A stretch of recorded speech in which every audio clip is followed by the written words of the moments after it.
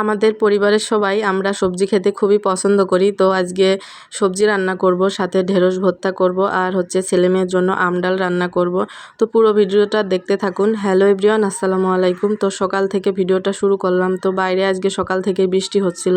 তো এদিকে আমি চলে আসলাম রান্না বান্না করার জন্য। তো ভাত আমি বসিয়ে দিয়েছি রাইস কুকারে। আর এই তো আমার ননদ আসার সময় গাছ থেকে আম পেড়ে নিয়ে আসছিল, সেগুলো কেটে আমি ফ্রিজে রেখে দিয়েছিলাম। তো সেখান থেকে কিছুটা আম বের করে নিলাম। তো এদিকে ভাতটাও প্রায় হয়ে গেছে। তো ভাতের উপরে এখন আমি ঢেঁড়স আর কাঁচামরিচটা দিয়ে দেবো ভর্তা করার জন্য।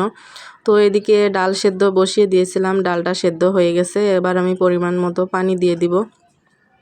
তো ডালটা ঘেটে দিয়ে আমি পানি দিয়ে দিয়েছি। তো এদিকে ডালটা বলক এসে গেছে, এবার আম দিয়ে দিব। তো আম আমি অল্প করে দিব। আমের পরিমাণটা বেশি দিলে ডালটা বেশি টক হয়ে যায়, তো সেটা কিন্তু ভালো লাগে না খেতে। তো এই জন্য আমি 4 পিস আম দিয়ে দিলাম। তো এই তো ভালো করে বলক আসার পরে আমি এবার বাগার দিয়ে দিব। তো এখানে পেঁয়াজ আর রসুন ভালো করে ভেজে নিয়ে বাগারটা দিয়ে দিলাম।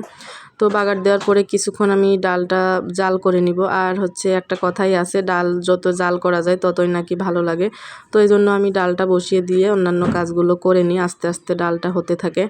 তো এই তো এদিকে আমি হচ্ছে মাছগুলো ভেজে নিচ্ছি। তো মাছগুলো ভাজা হয়ে গেছে, এবার হচ্ছে কুমড়ার বড়িগুলো ভেজে নিব।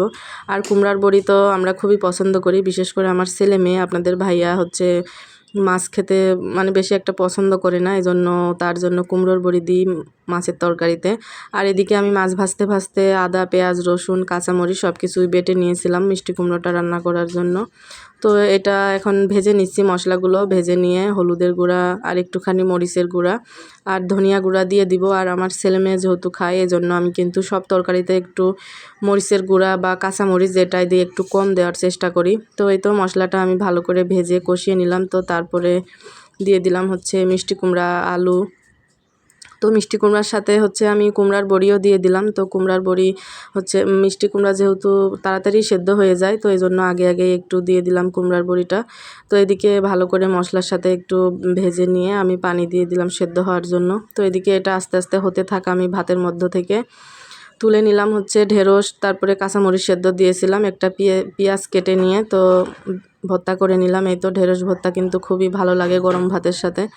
তো এদিকে ঢেঁড়স ভর্তাটা করে রেখে আমি আবার রান্নাবান্নার কাছে চলে যাব। তো ঢেঁড়স ভর্তা কে কে পছন্দ করেন, আমার তো খুবই পছন্দ। তো এদিকে এসে দেখি তরকারিটা কষানো হয়ে গেছে। তো এবার ঝোলের পানিটা দিয়ে দিলাম। আর কড়াইটা একটু ছোটো হয়ে গেছে, তো এভাবে রান্না করে নেব। তো এদিকে ঝোলের পানিটা যখন বলক উঠে আসছে, তো মাছগুলো দিয়ে দিব। আর মাছ হচ্ছে আমি সবসময়, আমরা যেহেতু 4 জন মানুষ 4 পিস মাছ দিই, তারপরেও কিন্তু মাছ থেকে যায়, আমি নষ্ট হবে বলে খাই। তো আমার ছেলে মেয়ে মাছটা পছন্দ করে না, আপনাদের ভাইয়াও না। তো এদিকে আমি দুপুরে গোসল করে খাবারটা খেয়ে নিব। তো প্রথমে ডাল আর হচ্ছে ভর্তা দিয়ে খাবো, তারপরে হচ্ছে মিষ্টি কুমড়ার তরকারি দিয়ে খাবো। তো এই ছিল আজকে ছোট্ট ভিডিও। ভালো লাগলে অবশ্যই লাইক কমেন্ট শেয়ার করবেন।